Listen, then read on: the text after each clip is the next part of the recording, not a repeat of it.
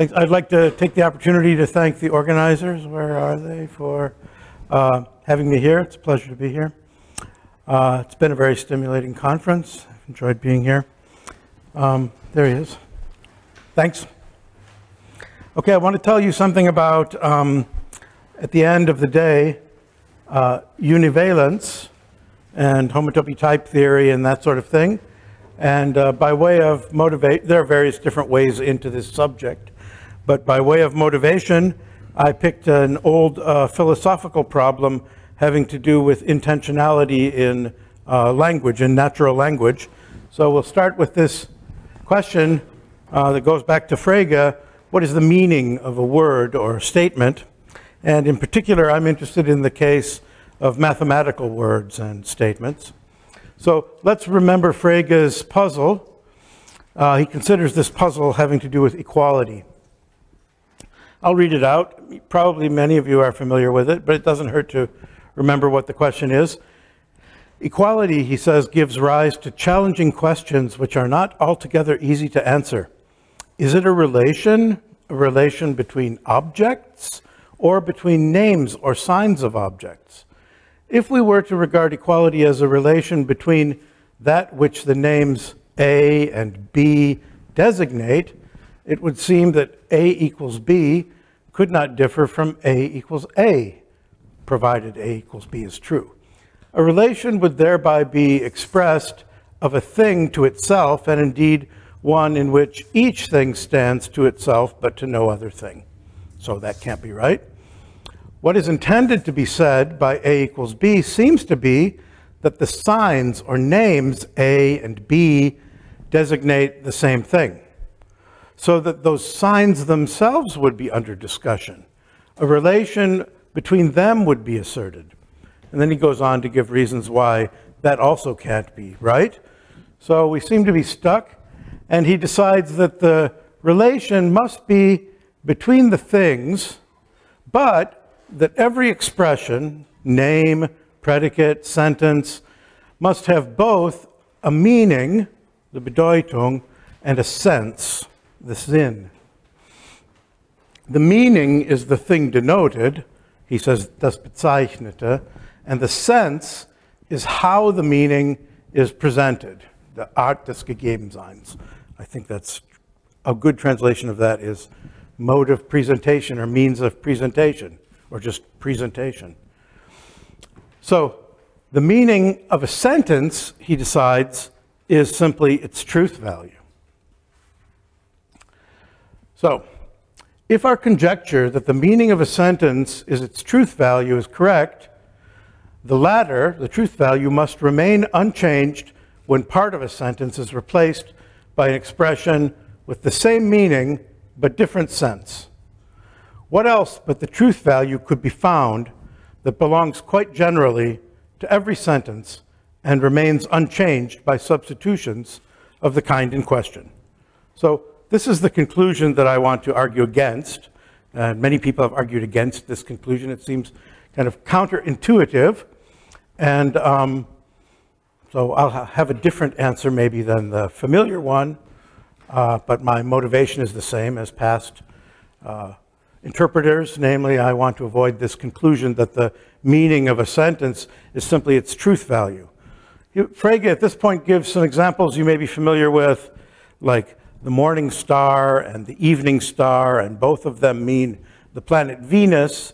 And so these are expressions which have the same meaning and yet different senses because they give different presentations of the planet Venus. You can reach it in the morning or reach it in the evening. And then the sentence, the planet Venus is the planet Venus, should mean the same thing as the morning star is the evening star because, well, all you've done is swapped out different expressions which all have the same meaning, and so it doesn't change the meaning of the sentence. That's Fraga's argument. If you swap out words with the same meaning, it leaves the meaning of the sentence the same. And that seems to me terribly counterintuitive. So let's see what we can do about that. So if now the truth value of a sentence is its meaning, he says, then on the one hand, all true sentences have the same meaning, and so on the other hand, do all false sentences. sentences. So, as I just said, that's what I want to avoid, that all true sentences have the same meaning, namely true, especially for statements of logic and mathematics. So, in logic or in mathematics, I want to consider examples like, let me see what I have. Yeah, I want to say the role of the sense for mathematical objects can be played, as Fraga suggests, by the presentation of an object, and then the meaning of a statement or theorem should not depend on a particular choice of the presentation of the object. So I have in mind things, so different theorems can mean something different even if both are true, on contra Fraga, right, where two theorems that say the same thing using different presentations should both be true. So I want to think about examples like not the morning star and the evening star and the planet Venus, but something like two different presentations of the same group.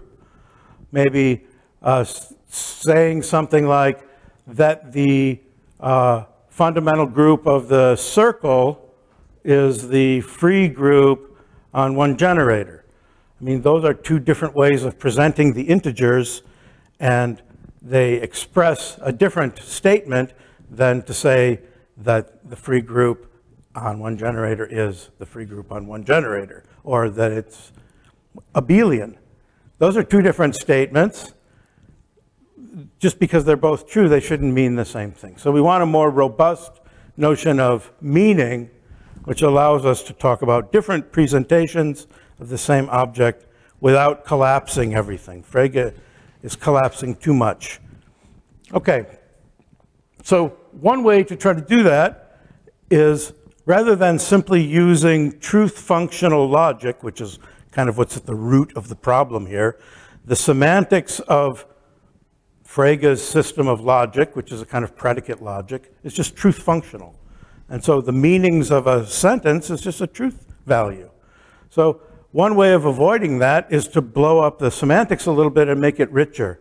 We make the meanings of statements and expressions and objects be richer than just the truth functional meaning. And a system that does exactly that is the intensional type theory of Martin-Löf. Martin-Löf's intensional type theory is originally presented as a system of constructive foundations to be used for the foundations of constructive mathematics, computability theory, and later as a basis of theory of computation and theoretical kind of description of programming languages. And it's widely used today in computer science, in the theory of programming languages, and it has some very interesting features. In particular, it has a kind of intentional character, as the name suggests here, the intensional type theory. And one of the aspects of this intentionality is that it has two different equality notions in the system, which capture a difference between maybe, or I will suggest, sameness of sense and sameness of meaning in Fraga's sense. These are kind of modeled by or play a similar role to the two different equality relations in the system of type theory. So let's look at those two different equality relations that occur in the system of type theory. The type theorists, so I'm using a little bit non-standard notation here, but we have to pick something and stick with it. So I'll use triple bars to mean what the type theorist calls definitional equality or judgmental equality. And I'll use double bars for what the type theorist calls propositional or typal equality. In the type theory, it's also written with this expression, id AB. I'll give you some examples of what these things are supposed to mean. But the basic feature of the system is these two different equalities are not equivalent. The first one is, in a sense, stronger than the second one in that if you have this, then you get this, but the converse doesn't hold. And so, as I said, I want to use these to model Fraga's distinction. So we'll try to read this one as saying that the expressions A and B have the same sense. So roughly, we can think of them as being the same syntactic presentation in the system, Maybe we could think of this as syntactic equality or symbolic equality or something like that. And then there's this other one which says that they have the same meaning. That is, they are designating the same thing. The things that the system is talking about are the same. The symbols may be different. And when the symbols are the same, then that's this notion of symbolic or syntactic equality or syntactic presentation. So I think I give an example here. Yeah, good. So on the natural numbers, for example, we can have these two different functions, right? This is just the kind of type theorist's notation for the function that takes x to x plus 1, take that function and apply it to the argument n, and then that should be the same as n plus 1. So that'll be an example of this same syntactic sense.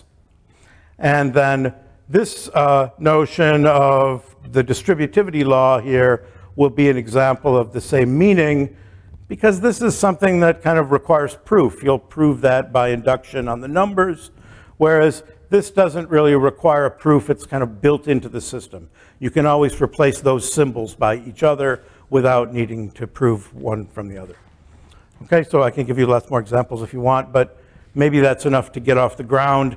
We think of the one as, maybe another good example to think about is something like different polynomial expressions or algebraic expressions can represent the same function, right? So two different expressions may differ, maybe because you've changed the order of the sums or something like that, but we can regard them as expressing the same function, and that's the same meaning, okay?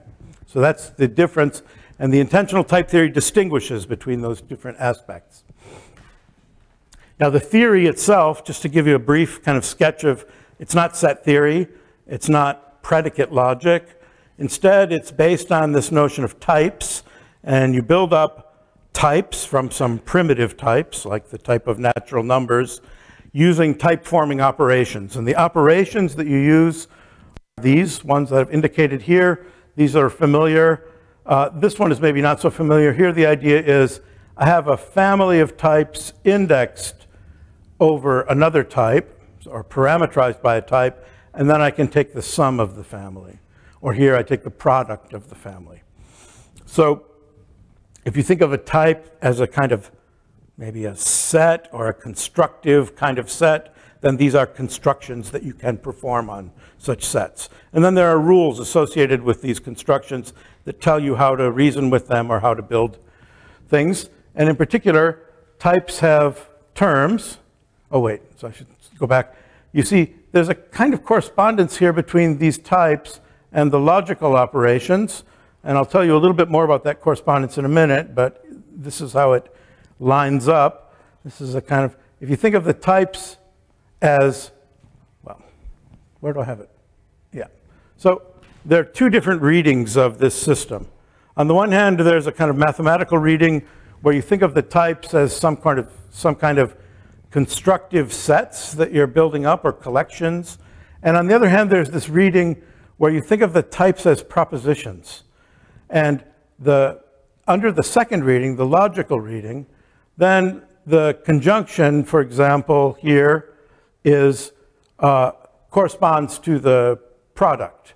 And the way the correspondence works is, don't I have a slide with that? Let's see. Yeah, here it is. Okay, so I'll do that in a minute. So let me just say, first of all, unlike in predicate logic, truth-valued semantics, we're not concerned only with the question of does this imply this, or entailment, but we want to know how this construction follows from this construction, in what way. There may be many different ways to get from A to B. In predicate logic, all we care is if you give me P, then you can get Q. So that's where the truth functionality comes in. Here we're looking at the reasons why B follows from A, thinking of this from a logical point of view. So we regard these terms as maybe proofs or computations or witnesses or justifications or something like that under the logical reading. And so in particular, the bare notion of provability is replaced by the existence of some evidence or witness, or we'll say generically, the notion is a term. So a type may have terms, and the terms have multiple different interpretations according to type theory. So in type theory, here's the basic point that I want to get at, is that the meaning of a proposition represented as a type now is not just true or false, it's the whole collection of its proofs. So that gives us a richer notion of meaning, right?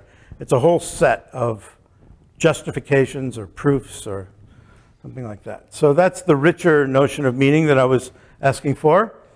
So this correspondence is called the Curie-Howard correspondence. The way it works in detail is something like this. What does it mean to have a proof of a conjunction P and Q? Well, you have to prove P and you have to prove Q. So that's a pairing. You take the proofs of P and the proofs of Q, you pair them up, and that gives you a proof of P and Q, and that's the correspondence here with the Cartesian product. Similarly, what does it mean to have a proof of P or Q?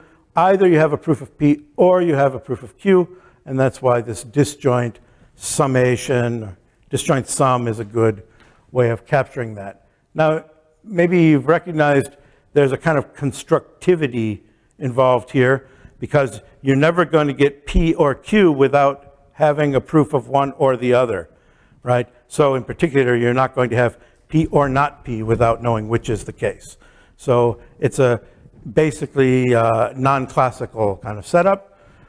There's a very interesting kind of constructive character of the implication. It says that you have a procedure or a constructive procedure or a computation that takes proofs of A or P to proofs of Q. So that's a kind of, it's called the Brouwer-Heiting-Kolmogorov interpretation of entailment and so on. So there's a lot more going on here in this constructive interpretation of the type theory. What I'm interested in is this, so here, this was the example that I was just talking about, where you take terms of types and build them up, and you accumulate these kind of proof terms, which are evidence of something, and they correspond to rules of inference in logic. So what I'm interested in is this idea that it gives a richer notion of meaning to the propositions in the system by assigning not just a truth value, but a whole set that's constructed in a certain way which traces the way that a proposition is proven. Here's a nice quote by Bill Tate that explains this point of view. I'll read it out. He says, there are at first blush two kinds of construction involved: constructions of proofs of some proposition and constructions of objects of some type. I'll argue that from the point of view of foundations of mathematics, there's no difference between the two notions. A proposition may be regarded as a type of object, namely the type of its proofs. Conversely, a type may be regarded as a proposition, namely the proposition whose proofs are the objects of that type. So a proposition A is true just in case there is an object of type A. Okay, so that's the point of view there. Under this propositions of types, then the meaning of a proposition is not just its truth value, but the collection of its proofs.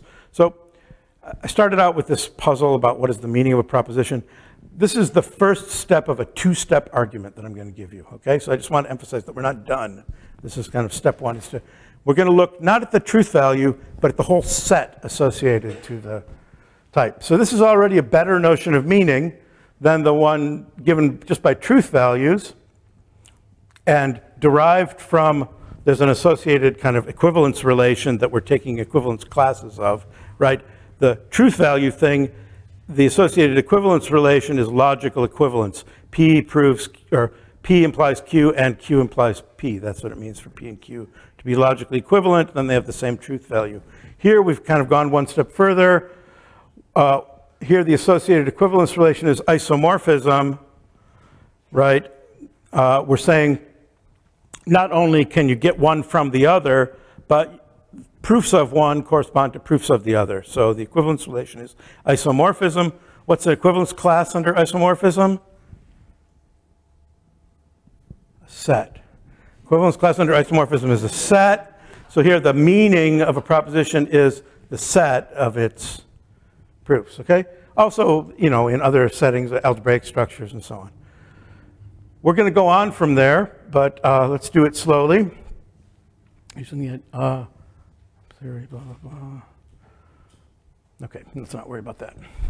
So in the type theory, there's this further structure on any type, which I didn't really mention yet, and that's, well, I mentioned it, but I didn't say anything about it. There's this type of identifications, the identity type with respect to a type. It relates terms of that type. So for any two terms of a given type, there's this identity type. And the identity type has an interesting structure. It's not just yes or no. It's not just truth functional.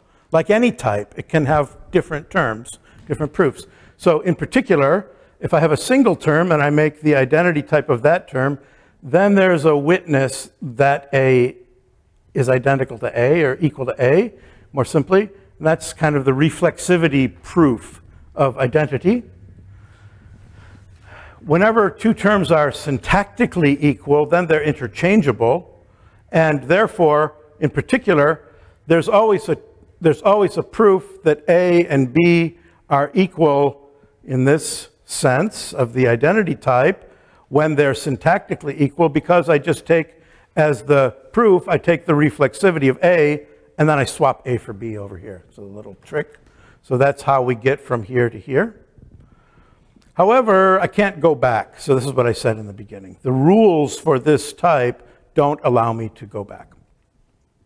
So in that sense, the different presentations can mean the same thing.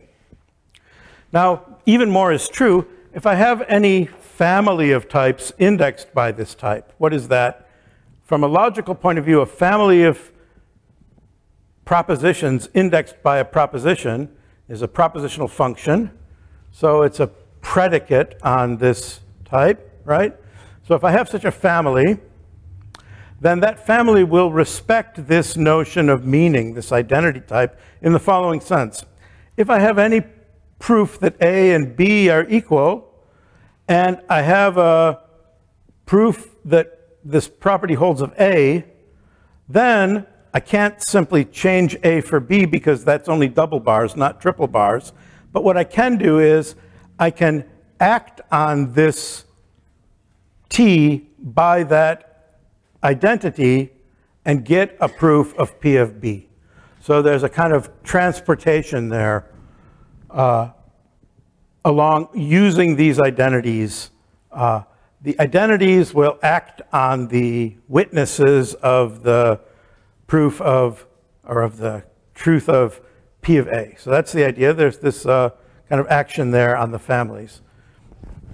So this corresponds to something that we saw, namely Fraga's observation that the truth value of P of A does not change when one substitutes a component by another one with the same meaning. Remember he said that?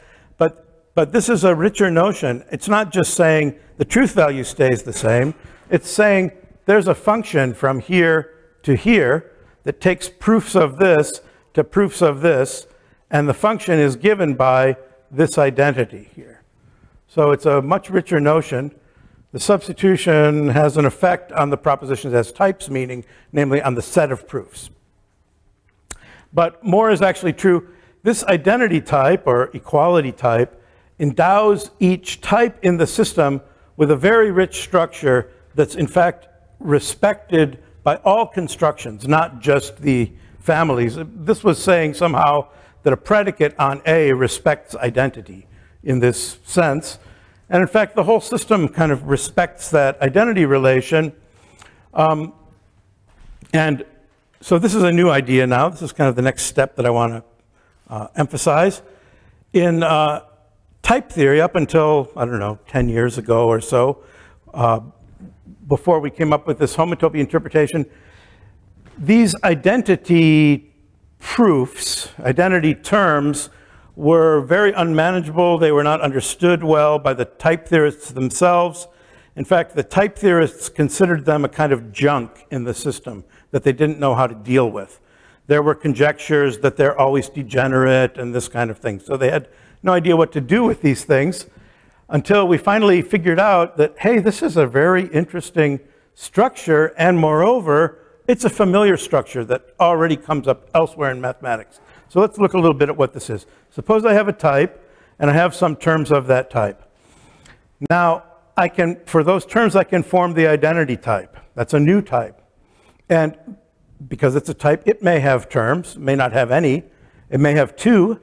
If it does, I can form the identity type of those guys. And that then can have terms, and so on up. So there's this potentially infinite hierarchy of different identity types and their terms. And so here's this new interpretation. Let's consider the following. The types are going to be interpreted now as spaces rather than just truth values or sets. It can be a whole space. And then the terms are maps between the spaces, in particular a closed term. So by map, I mean a continuous map between the space. The closed terms are points of the space.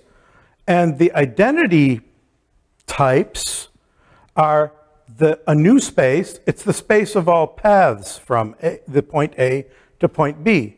And a term of the identity type is a path, a continuous function from the unit interval into the space that takes the endpoints to A and B. And then the higher identity proofs, the things that were junk in the system, it turns out they mean something then. They're exactly homotopies between the paths. Let's have a quick picture here. So here's my space. What is it called? A. So there's A, and here are a couple of terms, little a and little b. Those are points in the space. And now the idea is to say that A equals B is not just yes or no truth value, it's structure on A, and the structure is a continuous path from A to B. That's the formal interpretation, the semantics, if you will, of this type theory with its identity types. The identity proofs, P proves A equals B, are formally interpreted as continuous paths in the space. Well, if I have another such one, Q, that's going to be another path. It may or may not be equal to P. If it is, the interpretation will be an alpha. What is that? Well, an alpha, it's exactly a continuous deformation of P into Q, namely a homotopy.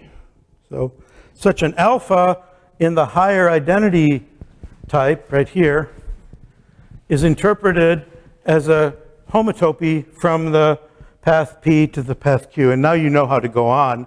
What if I have a beta and then I have a homotopy theta from alpha to beta? Well, that's another sheet. Think of it as coming out of the board here with the same boundary and then filling a solid ball in between. That'll be a homotopy, that'll be the interpretation of an identity proof at the third level, and so on up.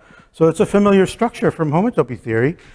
And now the amazing thing is, which we proved maybe 10 years ago or something, a student of mine, Michael Warren, and I published the first paper with this interpretation, is that all the rules of type theory are satisfied by this interpretation. So the sigmas, the pi's, the identity of lim, even some of the higher rules, which I'll mention a little bit later on, are satisfied by this interpretation of types as spaces and identities as paths in the space and higher identities as homotopies between the paths. So that gives us a very rich system and a very kind of interesting and useful application of type theory now, because type theory is this computational constructive foundation, but we can use it to reason about that model, the model of homotopy types of spaces, or spaces and homotopies between them. So I'll say a little bit more later on how we get to homotopy types of spaces, but so that's the idea behind the homotopy interpretation. So one thing, just to give an initial glimpse of how nicely this interpretation works, In topology, I think probably all of you know that every space has what's called the fundamental group at a point, or the fundamental groupoid if you let the point vary. And the objects, so groupoid is a category in which every arrow is invertible. The objects of the groupoid are the points of the space. The arrows of the groupoid are paths in the space. So every path has an inverse path. You just reparameterize going back. Every point has a constant path. That's the identity arrow. If you have two paths, you can compose them. But wait a minute, that's not really a groupoid. In order to get the groupoid laws to hold, you have to mod out by homotopy. You have to reparameterize the paths. And it turns out exactly this holds in the type theory formally. So the idea is these identity types, if you take terms of the identity types, you have these same operations on the identity types, not axiomatically, rather you can prove them from the type theory. You can prove that well, this one is axiomatic because that's the reflexivity term that I already told you about. But the rules of identity will show you this is just the symmetry of identity, right? That you have an inverse. This is the transitivity of identity that tells you can compose these things. So the laws of equality will provide the groupoid operations in the fundamental groupoid. And then, as we just said, these things are not automatically a groupoid. You have to mod out by the groupoid equations topologically. And here, in the type theory, too, we can prove these laws, but not on the nose, not triple bars, but rather double bars, meaning up to a higher homotopy. So an associativity, for example, will be a kind of filling of a two-simplex. You'll have a horn, and then you have to fill it. So there will be kind of higher homotopies witnessing these groupoid laws. What that means, if you're a little bit familiar with the way the homotopy groups work of a space,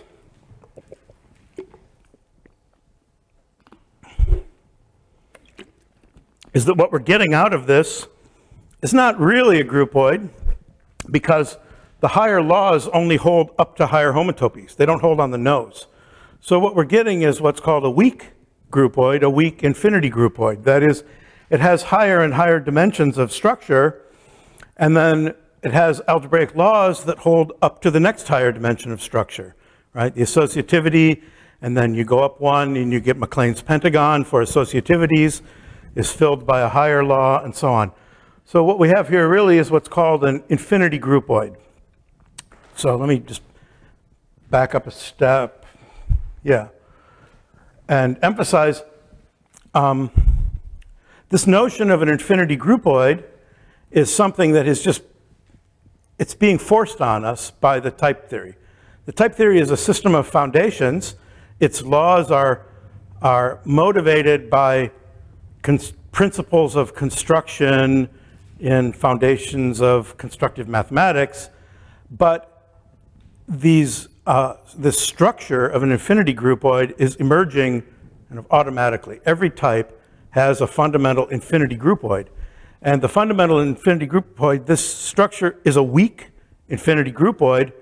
That notion of weak infinity groupoid is an independent mathematical concept that already came up twice in mathematics. Once in category theory and higher algebra, once in topology, in looking at classifying homotopy types of spaces.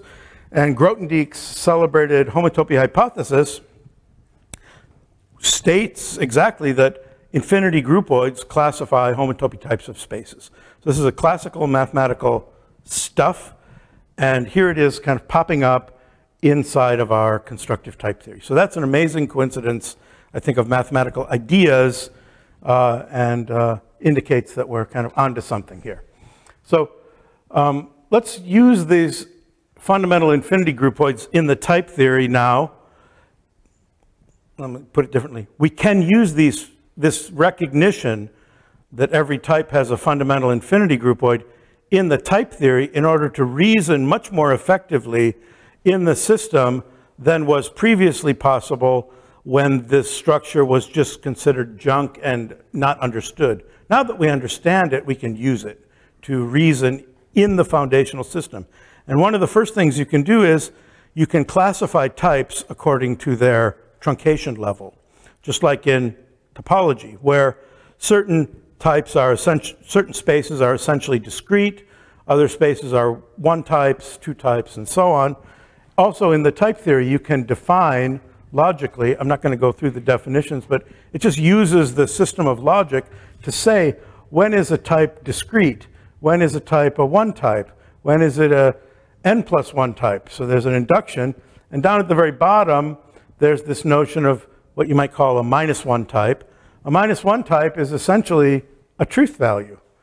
It says if there are any terms of that type, then they're identified. There's a path between them. And in fact, the type is contractible. So either the type is empty or it's contractible equivalent to a point. So we're seeing this kind of level-wise progression. Maybe here's the truth values. Here are the sets that I told you about before, the kind of Martin-Löf propositions as types interpretation. But there's this whole hierarchy of different structures, and it opens up your mind, if you will, about what the mathematical universe looks like. The mathematical universe is not just the set theorists' universe or hierarchy of size, bigger and bigger and bigger, but there's also a kind of intrinsic structure of the types, which is this, Voevodsky called it the H level or homotopy level. The topologists call it the truncation level, and it's this structure of of propositions, sets, groupoids, two groupoids, n groupoids, and so on. So the mathematical universe has this completely independent dimension of higher and higher dimensional structures, rather than just bigger and bigger sets or collections. So this idea of n types, the hierarchy of n types, refines the previous propositions as types conception. Now the types have this higher structure. Rather than being mere propositions or sets, they can be groupoids or higher groupoids. And there's a corresponding notion of equivalence, as I emphasized before, right? Logical equivalence, this proves that, this proves that. That gave rise to same truth value, the kind of equivalence class, if you like, of logical equivalence, or the abstract objects associated to logical equivalence are the truth values. The equivalence classes under isomorphism, or the equivalence relation associated with being the same set, is isomorphism, being in a bijective correspondence of the elements. Those are the sets. As we go up the hierarchy, the associated notion of equivalence becomes a little bit more refined. So here was logical equivalence. It just means you can map back and forth. That's fine for propositions, but it's a very coarse notion for sets. It just holds if the sets are either both inhabited or both empty. Isomorphism of types is this. These are all kind of definable in the system of type theory. This is just a type theoretic rendering of the usual notion of isomorphism. It says there exists, remember this is the existence under propositions as types, there exists a function f from a to b, there exists a function g from b to a, and then if I compose g with f, I get the identity function on A, and if I compose f with g, I get the identity function on B, and this is the and, the conjunction. So that propositions as types reading tells us that this is exactly the statement that A and B are isomorphic, but now reading it differently, we can, so it's, on the one hand, it's the statement A is isomorphic to B. On the other hand, what is a proof of this statement? It would be a term of this type, and if you unwind it, what does it give you? It gives you a pair of functions, f and g, such that this holds. That is, it's the type of all isomorphisms between A and B. So the meaning of the statement, A is isomorphic to B, is the collection of all isomorphisms between A and B. Well, it's actually more than just that, though. It's the space of all isomorphisms between A and B, and there may be many different isomorphisms. Being isomorphic for two sets doesn't have a lot of structure, but it has some. there are different isomorphisms between A and B. And that structure of the different isomorphisms is also of interest. So just like here, it's not really enough to say A implies B. We want to know how do you get from A to B. Here, it's not enough to say A and B are isomorphic. We want to know how do you make the identification. Which bijection are you choosing? And so we go on to define a richer notion of equivalence of types. So the general notion of equivalence has a kind of form like this in type theory. I don't know if it's worth going through the whole thing. Basically, it's saying there are maps back and forth. They are isomorphic, but the chosen isomorphisms themselves are coherent with each other. So this is a formula that if you're a category theorist, you'll recognize this as looking like equivalence of categories. You have these eta and epsilon, the unit and co-unit of a adjoint equivalence of categories. Oh, lots of you are category theorists. So then you do recognize this as a kind of like saying you have an equivalence of categories. And that's the right notion for higher types, not just sets. You care what the equivalence is. So this notion of equivalence, which is a single type theoretic concept, specializes to logical equivalence if you're down at the bottom of the hierarchy. If you're at the level of sets, it is exactly isomorphism. If you're at the level of one types, it's categorical equivalence of groupoids. If you're at n types, it's n dimensional equivalence for n weak n groupoids. And at the kind of infinity level for spaces, it captures exactly homotopy equivalence of spaces. So that's under this interpretation. I haven't added anything new now. The interpretation was just to interpret identities as paths. I carry that through and I use logical constructions now in the system, and I've captured this notion of homotopy equivalence of spaces. Okay, so now let's go back and look at this kind of invariance with respect to identity. So whenever we have a family of types and a path in A and an element in a fiber of the family over A, over one end of the path, then there's an associated element at the other end of the path. This is just the kind of path lifting property for fibrations in topology. So there's even a map from one fiber to the other, which says, take the path in the base. I'm not going to draw a picture, but a fibration is a family of spaces over base space. If you have a path in the base and something in one of the fibers, you can lift the path and get to the other fiber at the other end. So that's exactly what this is saying under this interpretation. And this equivalence notion then provides a better notion of meaning than truth values. I think I'll hurry up a little bit. So this seems like a better answer, I claim, to Fraga's question, what else could be found but the truth value? Well, the answer is lots of other things can be found, but the truth value, which are invariant. So here's a little test. Fraga says, now let's suppose that the truth value of a sentence is its meaning. We'll put that to a further test. We found that the truth value of a sentence remains unchanged when an expression is replaced by another having the same meaning. So we're good so far with that. But we've not yet considered the case in which the expression to be replaced is itself a sentence. Now, if our view is correct, the truth value of a sentence containing another as part must remain unchanged when the part is replaced by another sentence having the same truth value.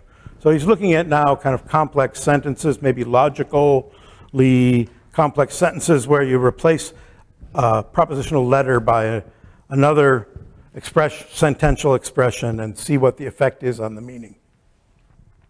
Of course, for our analysis, we're going to replace truth value now by our new proposal, namely the meaning of a sentence is, well, the equivalence class with respect to this notion of homotopy equivalence.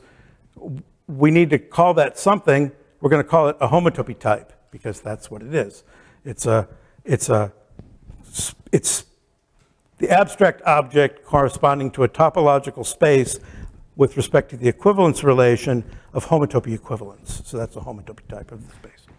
So that's our proposal for meaning of a sentence is its homotopy type, right?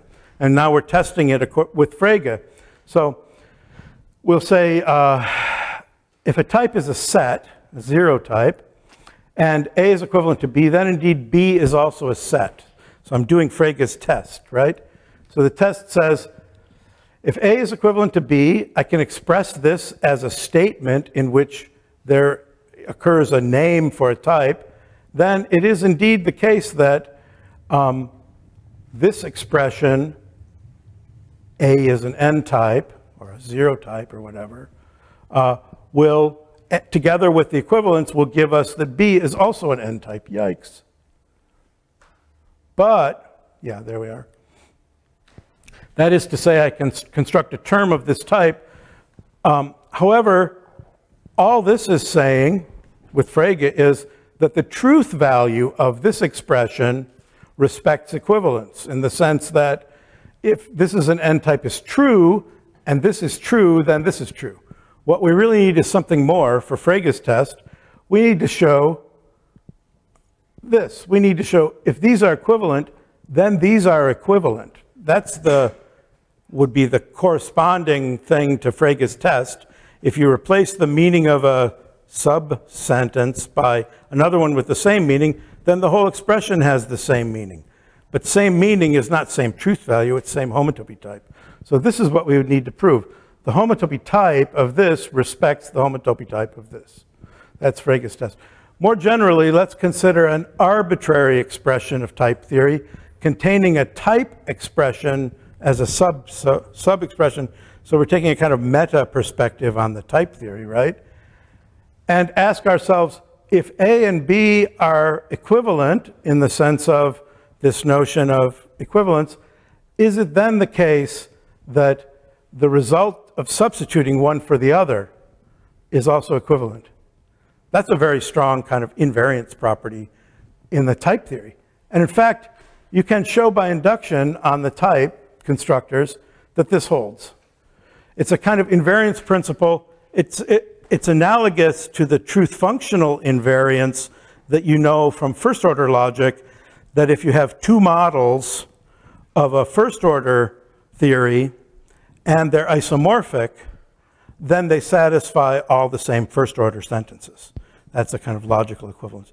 Here we're saying that for the whole system of type theory with respect to with respect to homotopy equivalence, not just isomorphism. So it's this very strong invariance principle for the whole type theoretic language. The proof is not trivial. It reminds us of this. Remember this from Tarski? Some of you do. I'll read it. Tarski says, suppose we continue this idea and consider still wider classes of transformations. So what's the idea? He's talking about Klein's Erlanger program, which you all know, which is how you classify different geometries in terms of their admissible transformations. And Tarski is asking the question in this lecture of 1966, what does it mean for a concept to be a logical concept? And his proposal is, well, we'll use the same methodology as Klein. We'll say a concept is logical if it's invariant under all what? All isomorphisms. That's his proposal. So here it is. In the extreme case, right, affine transformation, linear transformations, affine transformations, conformal transformations, and so on. The most extreme case, we consider the class of all one-to-one transformations of the space or universe of discourse or world onto itself. What will be the science which deals with the notions invariant under this widest class of transformations? Here we'll have very few notions, all of a very general character. I suggest these are the logical notions. We call a notion logical if it's invariant under all possible one-to-one transformations of the world onto itself. That was Tarski's proposal. So what's happened here is Tarski has observed that all the concepts that are definable in Russell's theory of types, higher order logic, are invariant under isomorphism of the basic domain. And he proposes that that should be the definition of a logical concept. Well, what we've just observed here is something further. What we've seen is that all the concepts of Martin-Löf type theory are actually invariant under an even wider class than the one Tarski thought to consider, namely homotopy equivalence. Homotopy equivalence identifies the point with the unit ball, right? Because you can contract it down. Though certainly not isomorphic, right?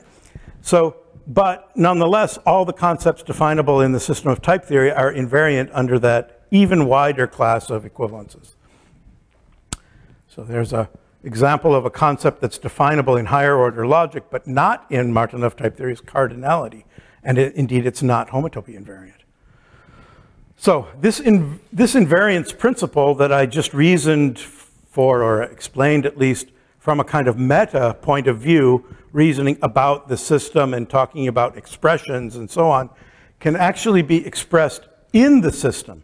We can put it back into the system now, because we've noticed that the system has this invariance property.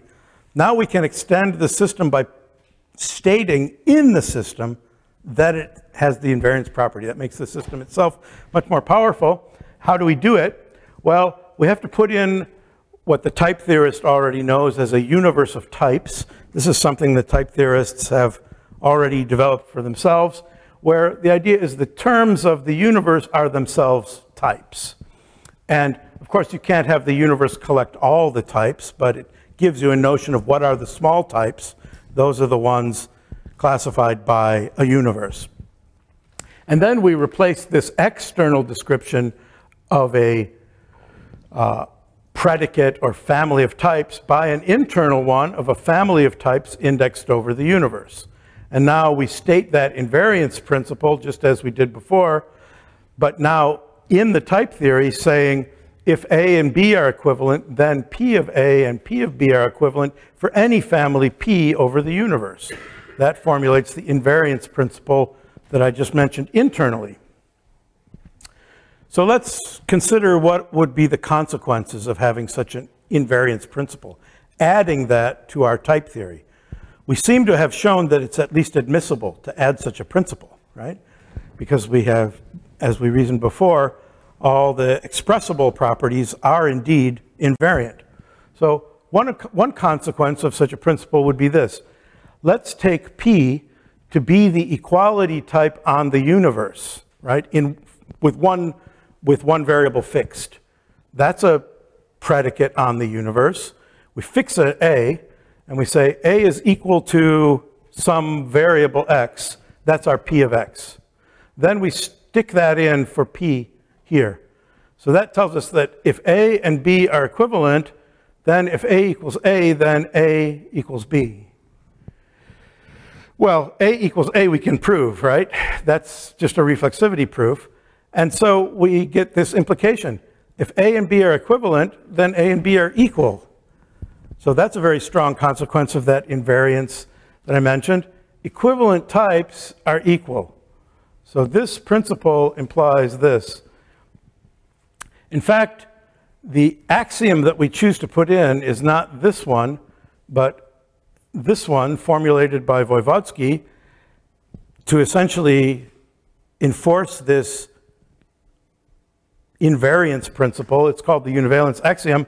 And he says, he formulates it in an even stronger form, namely, the type of equivalences between A and B is itself equivalent to the type of, well, what are these? Identifications between A and B, right? The paths between A and B in the universe. This type is the type over the universe of all paths. It's telling us what is a path in the universe. A path in the universe is an equivalence between types. It specifies the identity type on the universe. There are many different ways of identifying two types. There are many different equivalences between two types. The space of all such equivalences is going to be the identity type for those two types. An identification between two types is just an equivalence, and the space, the path space, if you will, of identifications is equivalent to the type of all equivalences. That's the univalence axiom. So we'll skip this. We can reason back from univalence to the invariance principle. That's easy. I'm not going to go through that. There was our invariance principle. It's just a quick deduction from this. So here's univalence. It's an internalization of that principle of invariance that I mentioned. It asserts that all the concepts in the system, or it implies all the concepts in the system are invariant under equivalence. Of course, we can apply it to itself. We can turn this equivalence into an equals in the next higher univalent universe. And so univalence is saying if two types are equivalent, well, if they are, then they're equal, but it's saying something more. It's saying equivalence is equal to equality. So now let's go back to our original problem of meaning and sense in the language of mathematics and statements of mathematics, expressions of mathematics. Remember, we wanted to say that equality means sameness of meaning for the type expressions. So the expressions, recall, they're presentations of mathematical propositions, or more generally, mathematical structures. And they present the same mathematical object just in case this double bars equals holds. That was our proposal.